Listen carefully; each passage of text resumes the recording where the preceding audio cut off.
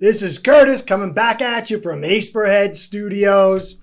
Ready to do some sports talk. Going to talk NFL and the Miami Dolphins. Something close to my heart. Getting back in the game. Took a few weeks off with a broken foot. Doing a lot of Miami Dolphins stuff. Getting myself rolling hard again, making these videos. In the time that draft happened, broke my foot till now, all I hear is positive talk. Positive talk from the media, positive talk from the fans, and it's starting to build.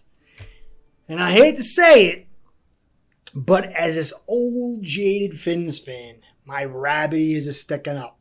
And I don't say that the good things can't happen, but every time the media for the last 20-something years starts gassing the Dolphins, they're also loading up knives, ready to stick it in our back when things don't work out exactly the way they portray it to be.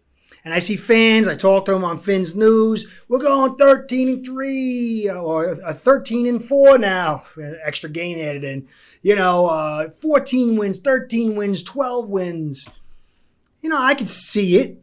I could definitely see it. There's so much potential. But my concern is, if things don't go exactly to the high level that everybody's anticipating with the media cheering it, there's going to be a letdown. And I don't really think that should be the case. Now, there's certain points that if this team underachieves, there should be a sense of letdown. But I think from a realistic standpoint, and for fans, the bar needs to be pulled down a little bit and let them jump over, and then we can raise it up again. Because the reality is this team has been dysfunctional for decades. This is year 3. You got a quality regime or a quality franchise. They've been middling around for a while. Year 3 should be something. But the Dolphins have been atrocious for so long. And not only that, Greer and Flores came in and did the right thing. They ripped it down to the studs. They burned everything down. This is not a normal rebuild. And I think patience, time, realistic expectations need to be set. And part of me is like, I'm a New Yorker. I grew up, loving the Dolphins because, they were hot to trot in the 70s in perfect season, bandwagon fans everywhere. But I got family from Tampa. So the Tampa part of the family was the Phins fans. And I came up to New York, added in, a perfect season, 3 Super Bowl trips, all that jazz. So I became a Dolphins fan. But really, there's not that many. Before there was social media, you were a fan unto yourself as a Dolphins fan. You're in school and everyone's a Giants fan or a Jets fan, a couple of Dallas fans. Other than that, it's like Dolphins. But when I started writing for Phins News like 6-7 years ago, you got to answer comments. People, they email you, this and that. And I really started to get a different, almost like paternal. Maybe I'm getting old and sensitive. Maybe I got too much estrogen in me these days as I get older. But I started this paternal protection for Phins fans. I hear the guys that, sort of golden days, I'm never going to see, and other guys I've never even seen a playoff win. So there's fans out there.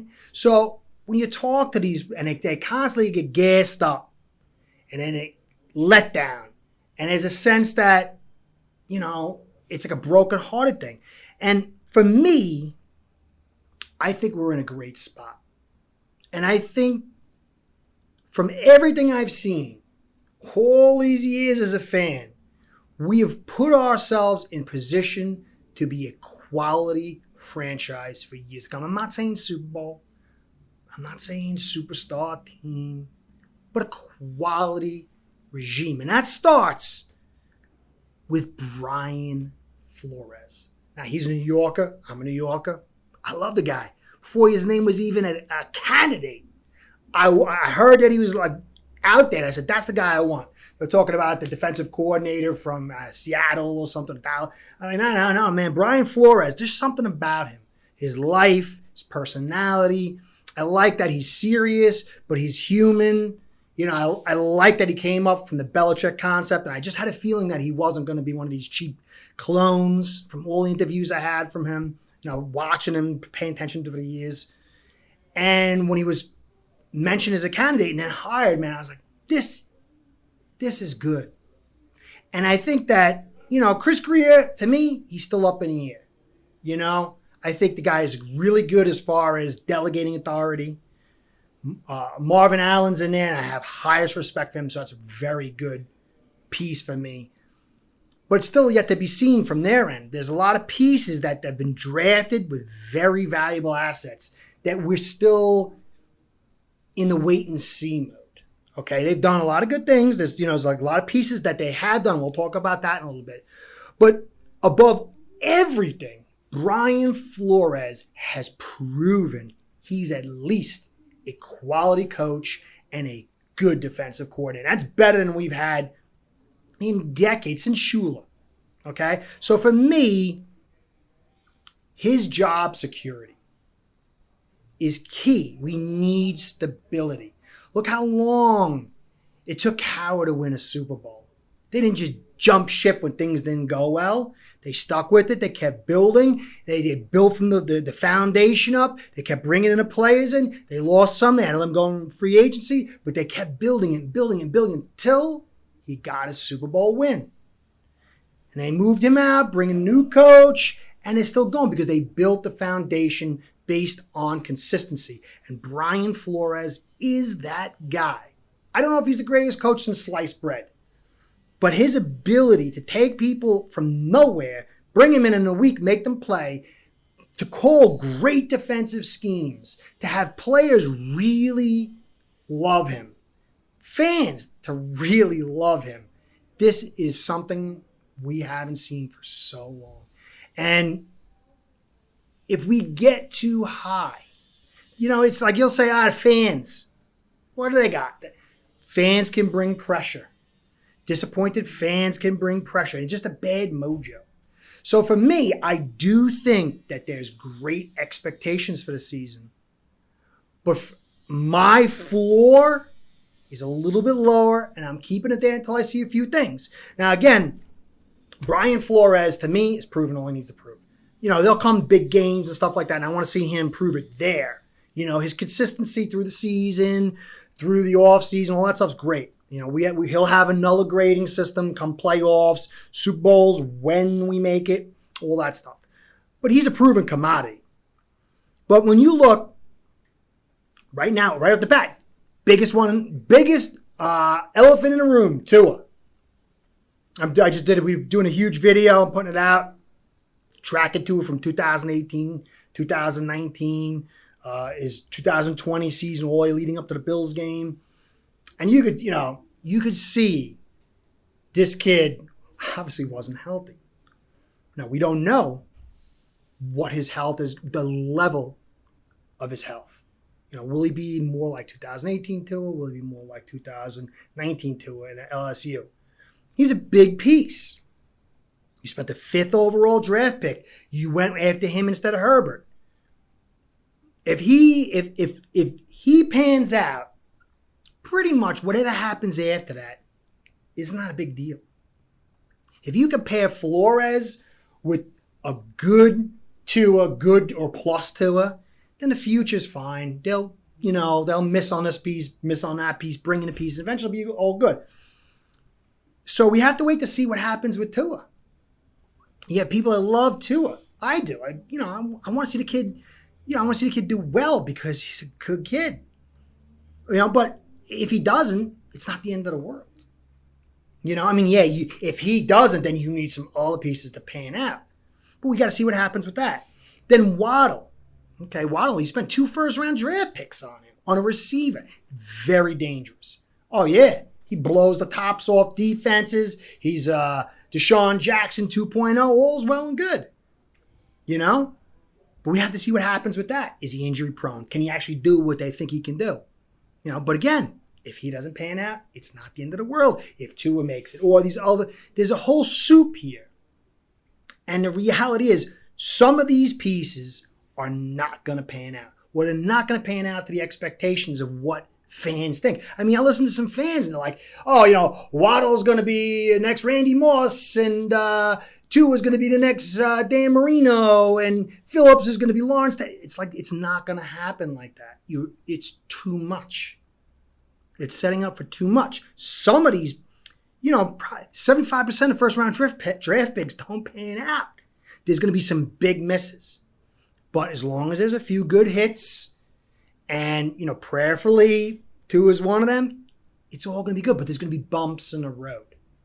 It's not going to be smooth sailing. We're going to beat this team. You don't know what's going to happen. We don't know injuries. Refs, every year, refs control games. I watched the refs stick it to the Dolphins year in, year out on pass interference. Look what happened to the Saints.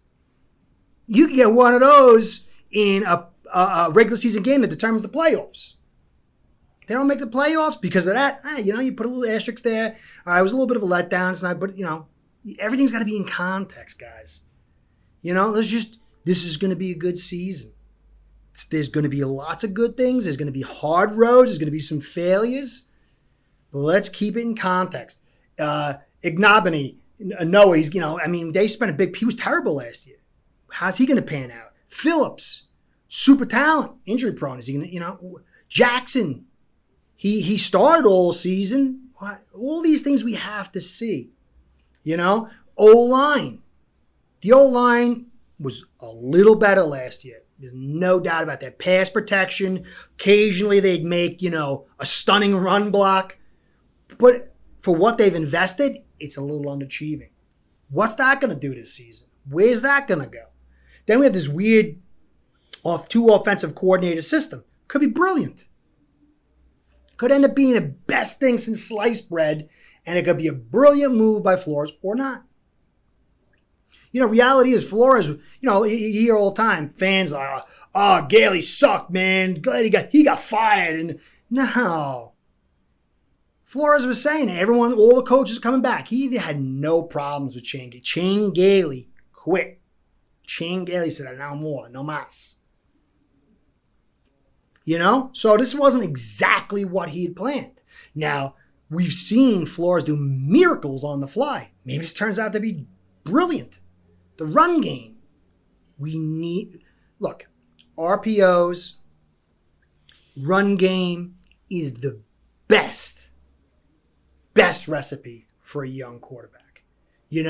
Because it just makes everything easier. Once you can run the football, now Tua doesn't have to carry. Yeah, he's a 5th overall draft pick. But the reality is, look at Mayfield. He's fine, he's finally starting to show life. After 3 seasons, everyone develops differently. If Tua is the guy, maybe this year he's decent. Maybe we see the velocity pick up as his body heals. Maybe he's just, Russell Wilson wasn't Russell Wilson for the first couple of years. Ben Roethlisberger was terrible in the Super Bowl win. He just basically managed the team. And then he developed several years later.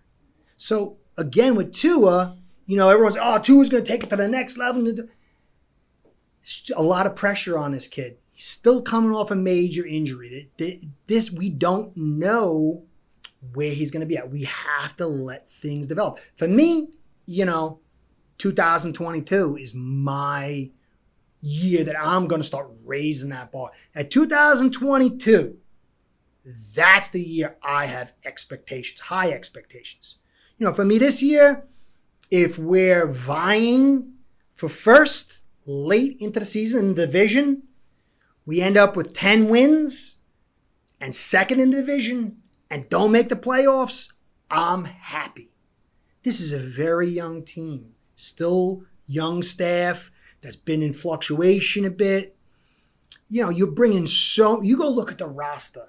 Go look at the Dolphins roster from last year to this year. I'm still amazed at all the new faces that are being brought in and all the faces have been brought out. This is a process, okay? And 2022 for me is that hype year. And I just, again, want fans to realize it's not going to be as easy as you think. It's not. It's not. Patriots are not going to suck. They sucked last year. They went 7-9. They went 7-9.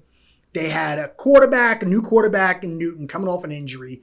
A whole bunch of players that were out for the season for COVID, during the season out for COVID. And you look at it, they were only like minus 22 in point differential. So these games were all close. And now they spent $200 million bringing all kinds of talent. Newton's a veteran. Tua is still cutting his teeth. To me, I feel like Ross forced Tua in last year. Because if you listen, Flores like, I wouldn't put Tua in if I was his father. And 2 weeks later, he's in. He's like, oh, he's the best thing since sliced bread. He's what we see. No, something weird went on. To me, Tua, when you see him, he came out, he looked good, and then something happened. As the season went on, more and more issues. And I think his body just wasn't there. And that messes with your confidence. So to me, that is a complete mulligan for Tua. This, to me, is his rookie season. This is his rookie season. So I'm just going to ride it out and see. I just want to see development. I want to see growth. I want to see, I want to see him be above average with some nice moments, build fine consistency. And you know what? If Allen or Newton outduel him, that's expected. Come on. Let's be realistic. There's a lot of tools here. But we got to be realistic. So, now all that's there. There's a lot of reason for that hype. And I understand it. I mean, you look at all these first-round draft picks. You look at all the pedigrees of these players. And you look at even the things that are on the table that have been very successful. Brian Flores is near brilliant. Let's not give it. I don't like throwing out that term genius and brilliance like, handkerchiefs into the wind just at the drop of a hat. But this guy comes out and he game plans some amazing things. He got Howard to have his best season ever. I mean, do we expect Howard to get 10 picks again this year? So the defense is going to be ferocious. It's just, there's so much talent. And you expect that. So that's something that you should be excited for because you go up and down, even just bringing back Jenkins. People don't realize bringing out John Jenkins back from the 2019 squad to this year is huge. I mean, you had nobody on the roster that could really solidify that nose tackle position. Godchow tried. He was terrible and then got injured. And then Davis came in and he was an amazing pick. When you go study his film, it's a man among boys. There's so much to be excited about that. But now John Jenkins was one of the best defenders on the Dolphins in 2019. And he's going to come in and he's going to help Davis. He's going to help him take reps off. He's going to let's see if Davis can move out the 3 technique now. This is huge. But this piece after piece brought in, this defense is going to be phenomenal. Hunt, another win. I'm praying they move him inside because it's pretty clear this kid is going to be way better as a guard. That's a hit. 2 second-round picks right there. Zach Seal is one of my favorite players, man. This guy is so good. Song and a dance they brought him in for. And so these are hits. Jacoby Brissett. People are like, Tua's got an injury history. Tua needs a little more development. And who better to bring him in than Jacoby Brissett? I mean, I love Fitzpatrick, but Fitzpatrick's game is not Tua's game. Brissett is way more in line with Tua's style of game. And there's not going to be the same entrenchment. Fitzpatrick was entrenched with the team. So they got a very good quarterback who's been a starter, who's been productive and effective for a song and dance. That was a win. Fuller, 1-year deal. I mean, you got 4.3 speed, 4.27 with Waddle. This is for song and a dance. So there's a lot to be excited about. Van Ginkel. I'm going to do a study on Van Ginkel. That's my next thing. I've been thinking about that. What a season. How was he? 5th round? 6th round? 5th round? 6th? I can't remember. Sorry. Old timers. 5th, 6th round pick. This guy was, PFF had ranked him number 12 as edge rushers, edge players. And this kid's just getting started. What a pickup. What a win. You know, Agba, the Tunsil trade. You know, people are like, Tunsil, we get all the talent. How many picks did we get for this? It's like a golden goose. I mean, Tunsil was like the golden goose, pick after pick after pick. So there's so much to be excited for, so much. But again, let's be realistic, okay? We need enough this season to keep stability. You know, maybe we don't go to playoffs and ESPN's running there. Oh, this is terrible. It's underachieving. Ken Flores. Don't fall for that. Don't fall for that. Just watch it in context. Look at the pieces. We might not go to the Super Bowl this year. We might not make the playoffs this year.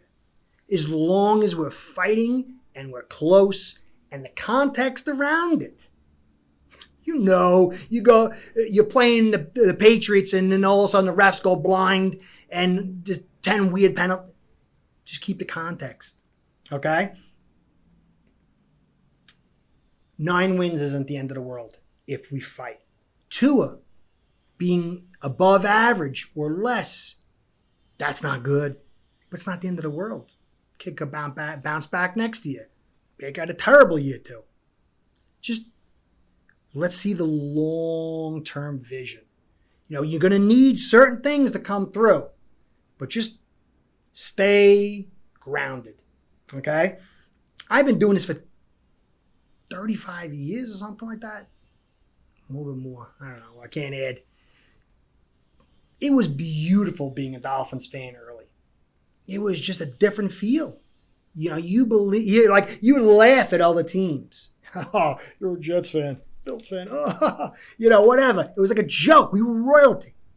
And then a 25-year famine hit. After Shula left and Jimmy had a couple good drafts, and then it's been a famine. Just remember that, okay? I remember the hype, you know, not Dan Marino's fault not to win a Super Bowl. We all know that. But you had one of the greatest quarterbacks of all time. Oh, you're going to go with the Super Bowl? Look where that went. Shula's big free agency. I remember I was down in Florida working at this famous pizza place. And all news came out. Oh, big free agency. Armstrong, they got everybody. Bring Eric Green, the whole thing. Money. This is Shula's year. They were hyping it up. And I worked for this guy, older dude. He owned the place. And he was there from the beginning. He actually helped start the Dolphins. He would go to all. They knew him. He had Shula over for dinner. He was a rich guy or whatever. It was a pretty famous pizza joint. Can't remember the name. By Madeira Beach. Anyway, he looked. He says, "Nah, it's not their year." I'm like, "No, what do you mean? What do you mean? Look, they got all this money. It's not. Nah, that's not the year." He was right. You know. Jimmy Johnson came. I remember walking to the library, you know, and seeing the boys of summer and Dan and Jimmy right up on it. I'm like, "Oh, this is great.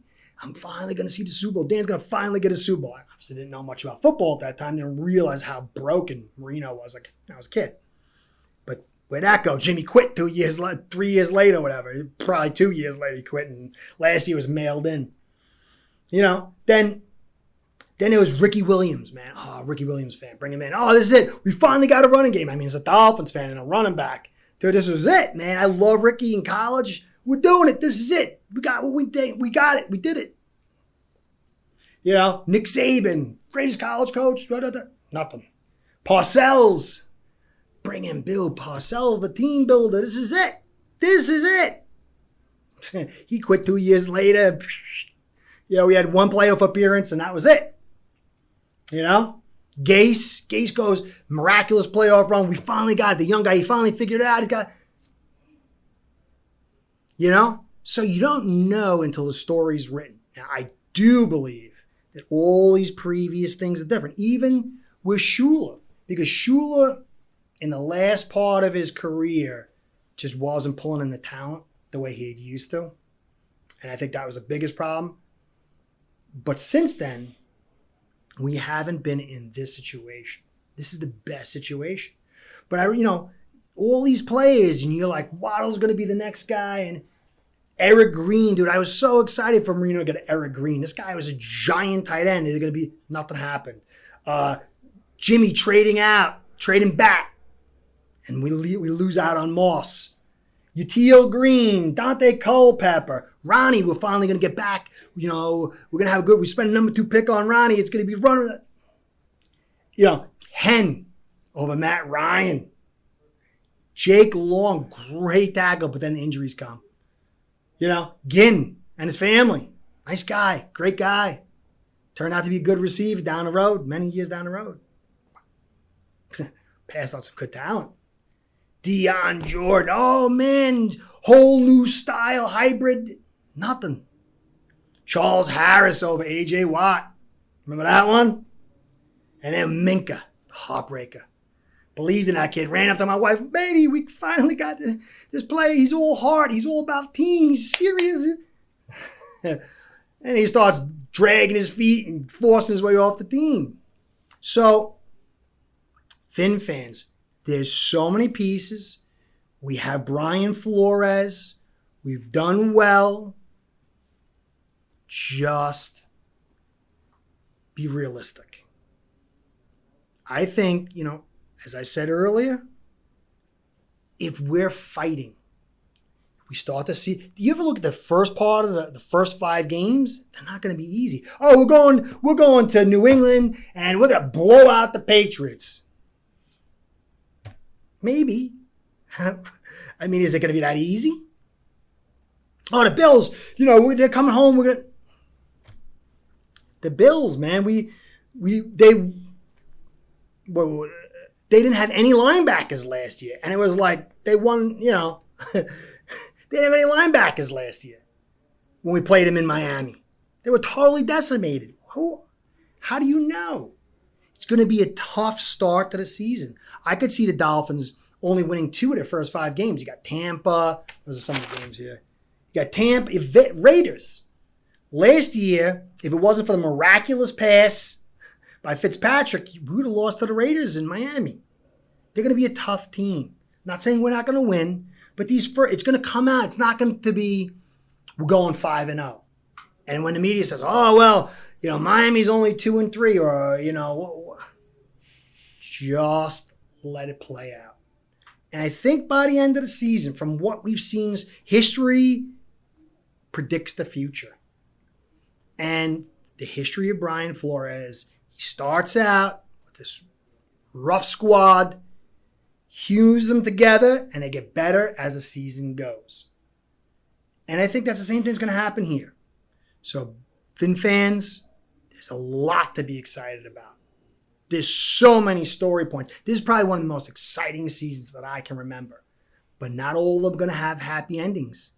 Some of these storylines that you got your heart wrapped on, they're going to be heartbreakers. But if enough of them, and that's the beauty of what the Dolphins have done, by accumulating all these draft picks, you miss in football. Nobody hits all the time. Sometimes clear-cut players who are supposed to be superstars turn to nothing. And the guys who are supposed to be nothing turn to superstars. They have brought in a lot of good depth players, a lot of good blue-chip players. Let it play out. I think at the end of the season, we hold our water. Don't listen to the media. I mean, yeah, I hope we just ride the 17-0 Super Bowl. My belief is, though, there will be some tough times. But in the end, I think that we will be headed in the right direction. But let's just be realistic. So anyway, thank you for staying through this. I hope you Fin fans, some of you can identify. If you liked what you've seen, please like, comment, and subscribe. I've been out with the foot, broken foot, old man, depressed. I can't work out or nothing, so I haven't been really answering comments. But I'm back in the game. Can take some testosterone shots, whatever I got to do. Get the estrogen out of me, crying in my hanky for the broken foot. But I'm back in the game. So please like, comment, and subscribe. I'll get to your comments. I really appreciate all the comments you've given so far. Talk to you soon. See you next time. Be well.